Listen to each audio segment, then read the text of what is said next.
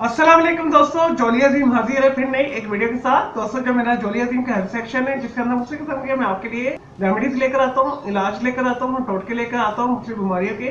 तो दोस्तों, आज मैंने आप लोग के लिए एक बहुत ही अहम जो बीमारी को सिलेक्ट की है। तो दोस्तों, आजकल जो है पोलन एलर्जी जो है बहुत आम हो चुकी है। तो दोस्तों, इसे नाक की एलर्जी भी बोला जाता है। बहुत ही एक मुसीबत वाली एक चीज होती है। इसमें बहुत ज्यादा छींकें आती हैं और नाक से दोस्तों पानी बहुत ज्यादा आता है। और दोस्तों, इसमें इतनी ज्यादा छींकें आती है कि ऐसा ऐसा आपका जो गला पकड़ा जाता है, गला के अंदर खराश हो जाती है, आपको तेज बुखार हो जाता है, नाक से पानी शदीद आता है। तो दोस्तों, इससे बचने के लिए मैं आपके लिए आज बहुत ही एक आसान सी रेमेडी लेकर आया हूँ। इसे करना बहुत आसान है और दोस्तों तकरीबन तमाम चीजें जो इसमें इस्तेमाल होगी उस तमाम आसानी के साथ अवेलेबल है।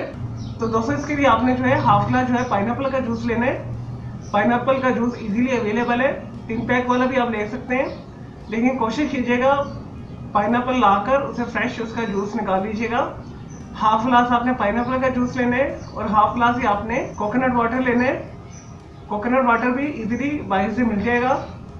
अगर ना मिले तो आप 1 इंच का जो है छोटा सा पीस लेके आधा गिलास पानी के अंदर उसे ब्लेंड करके छान कर उसे इस्तेमाल कर सकते हैं, तो वो कोकोनट वाटर भी बन जाएगा। और दोस्तों, इसके अंदर आपने 2 से 3 चुटकी जो है काली मिर्च का पाउडर शामिल करना है।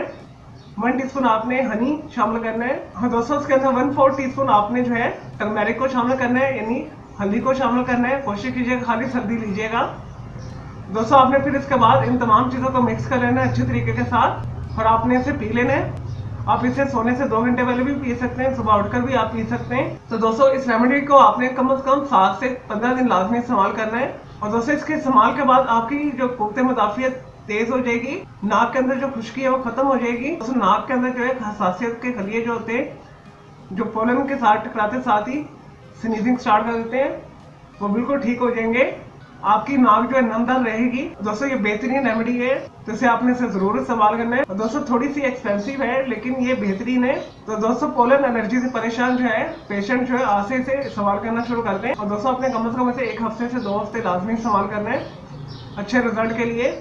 चलिए दोस्तों, मैं उम्मीद करता हूँ आपको ये पोलन एलर्जी के हवाले से जो मैंने वीडियो आपको बना के दी है, जो मैंने आसान सी मैं आपको रेमेडी बताई है, आपको ये वीडियो पसंद आई होगी। तो मेरे इस वीडियो को आपने लाइक करना है, कमेंट्स करना है, शेयर करना है, फ्रेंड्स एंड फैमिली के साथ शेयर करना है। मेरा दूसरा चैनल है ग्राफिक्स एंड आर्ट्स का करम क्लाउड के नाम से, उसे भी सब्सक्राइब करना है। और दोस्तों, मेरे दोनों चैनल के बेल आइकन को जरूर क्लिक कीजिएगा ताकि आपको लेटेस्ट अपडेट और नोटिफिकेशन मिलते रहे। मुझे इजाजत दे। ओके जी, अल्लाह हाफिज़, टेक केयर।